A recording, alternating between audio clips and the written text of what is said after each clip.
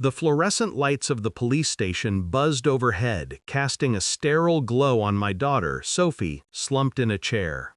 At 15, her face was pale, eyes swollen from tears, wrists red from handcuffs she should never have worn. The officer's voice was flat. Caught shoplifting a gold necklace. He slid an evidence bag across the desk, the necklace glinting inside. I recognized it instantly. My mother's, a family heirloom. Then he added, "Your father gave a statement. He saw her take it."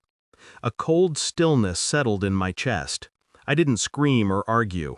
I placed a hand on Sophie's trembling shoulder and said, "Don't worry, sweetheart. This ends now." My voice was calm, but inside, a storm was brewing. Not of rage, but of resolve. Betrayal doesn't crash like a wave. It seeps, slow and insidious over years. My parents, Richard and Evelyn, had always favored my sister's children, showering them with praise while dismissing Sophie as spoiled or unremarkable. Her straight-A report cards, her poetry awards, her quiet kindness, none of it mattered to them. I'd excused it as jealousy, convinced myself they'd warmed to her. But their coldness sharpened with time, and now they'd crossed a line I couldn't forgive. They hadn't just hurt me, they'd targeted my daughter, framing her to tear her down. The signs had been there, though I'd tried to ignore them. Evelyn's sly smirk as she snapped her purse shut too quickly. Richard's calculating stare when Sophie entered a room, not anger, but something darker, intent. I saw it now. They'd planned this, a deliberate strike to humiliate her, to paint her as a thief. Rage flickered, but I smothered it. Fury is loud and clumsy. I needed precision, a scalpel instead of a sledgehammer. 3 days, that's all it took to unravel their scheme. Day 1, I hired Vivian Chen, a lawyer with a reputation for dismantling lies. She was sharp, discreet, and relentless. I handed her everything: the receipt showing Evelyn bought the necklace weeks earlier, bank statements tying it to her account, and a USB drive with store surveillance footage I'd secured through a contact. It showed Sophie browsing books, never near the jewelry counter. Day 2, I met Detective Ramirez, a no-nonsense investigator who'd seen too many family feuds. I laid out the evidence, calm and methodical, alongside a pointed reminder of the penalties for false reports. His eyes narrowed, not at me, but at the case's cracks. Day 3, I obtained the parking lot tapes from the department store. There it was, Evelyn slipping the necklace into Sophie's backpack while Richard stood watch, scanning for witnesses. The truth, captured in grainy black and white, was undeniable. I didn't stop there. I dug deeper, unearthing more of their secrets. Old emails revealed Evelyn's resentment toward Sophie, calling her a burden to the family legacy. Richard's financial records showed he'd been siphoning money from a trust meant for Sophie's future, redirecting it to my sister's kids. Each piece was a brick in the wall I was building, not just to clear Sophie's name, but to expose them completely.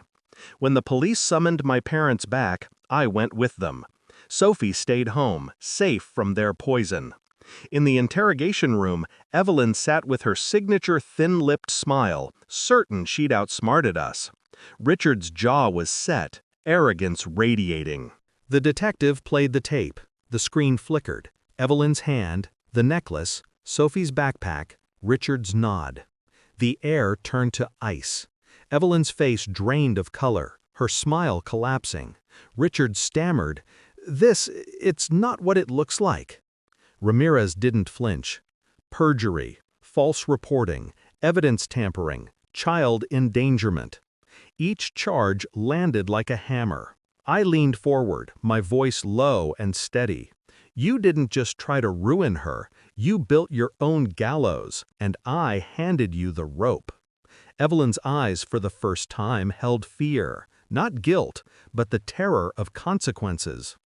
Richard's fists clenched, his voice a growl. "You can't do this to us." I smiled, cold and final. You did it to yourselves. The fallout was swift and merciless. The story broke in local news. Grandparents framed teen granddaughter in shoplifting scandal. Their church group shunned them, their neighbors whispered behind curtains, their pristine reputation crumbled. Richard's consulting firm lost contracts. Clients didn't want their names tied to a man who'd stoop so low. Evelyn stopped hosting her charity galas, her socialite mask shattered. They'd lived for appearances, and now those appearances were ash. At home, Sophie curled up beside me on the couch, her head on my shoulder. "Is it over, Mom?" she whispered. I kissed her forehead. "Yes, love, it's over."